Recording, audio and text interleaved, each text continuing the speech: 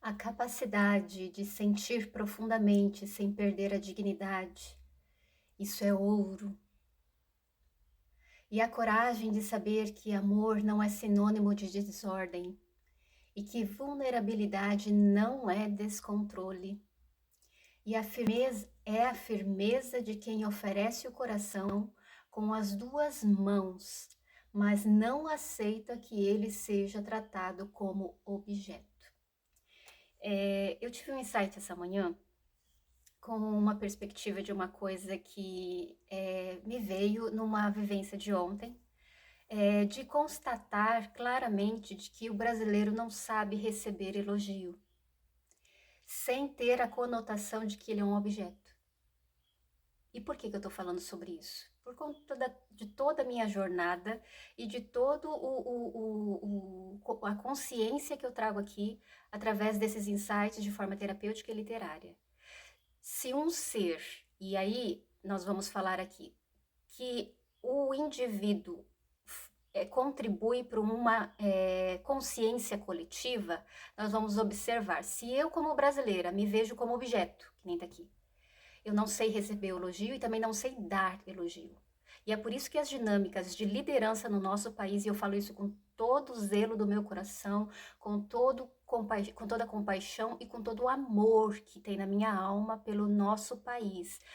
Eu sou descendente de japonês, mas eu nasci nessa terra, essa terra me viu nascer. Então é com amor que eu digo isso, sem nenhum julgamento, sem nenhuma preconceito, de que nós temos uma liderança que não sabe dar elogio porque não sabe receber elogio, sem uma conotação de objeto. E por que eu estou falando isso? Me trouxe uma memória de que quando eu fui para o Japão, eu fui fugindo daqui, porque a energia que tinha aqui me deixava muito vulnerável. E eu não sei como, né? Consegui fugir do Brasil quando eu tinha 16 anos para trazer o quê? Porque eu queria respirar.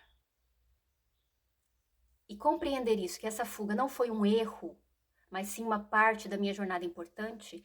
Quando eu voltei falida e divorciada, eu compreendo o propósito da minha existência. E aí eu entendo que eu saí daqui como um objeto. Por quê? Porque o Japão tinha necessidade de mão de obra e eu queria trabalhar. Eu queria mudar a minha vida. Eu queria respirar. Eu queria a liberdade que um ser, todo ser, seja em corpo de homem ou de mulher, merece dignidade.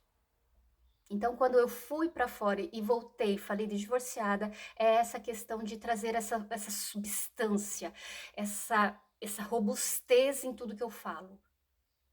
Quando nós compreendermos que por existir nós merecemos dignidade, nós vamos saber receber um elogio sem entender que aquilo é uma objetivação. Que a pessoa vai querer algo em troca por causa daquele elogio. Porque isso aí ó, é o inconsciente do nosso país e por isso que nós temos algumas questões que os outros países nos olham como objetivação.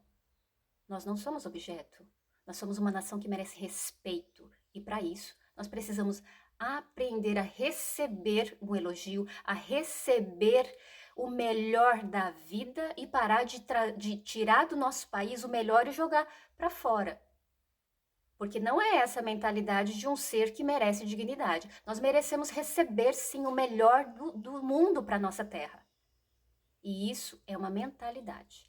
Com isso, a minha história como medicina traz essa informação. Porque eu saí do Japão falida e divorciada, mas eu saí de lá e a prova é a Akchan ter entrado na minha live. Se você for ver aqui nos meus canais do Instagram, você vai ver que ela entrou na live.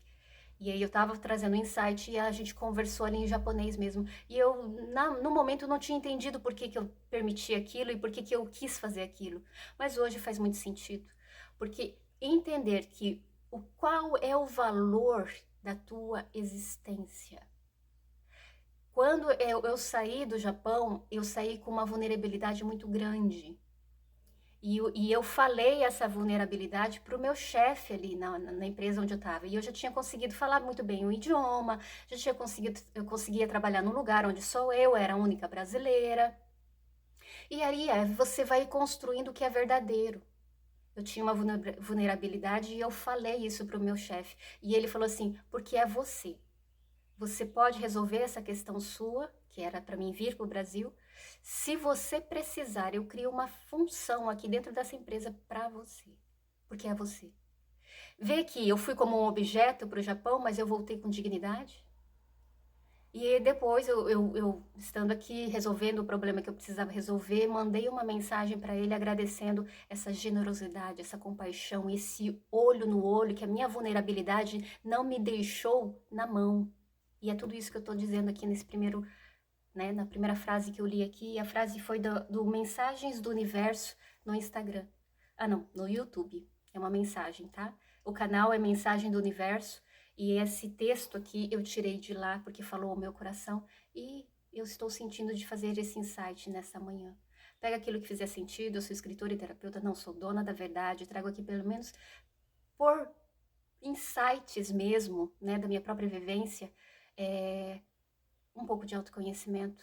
E se isso de alguma forma tocou o teu coração, eu espero que cresça, floresça e te traga plenitude. Vou deixar meu link de atendimento de terapia multidimensional. Hoje ficou um pouquinho mais longo, mas era para ser assim. Um beijo no teu coração.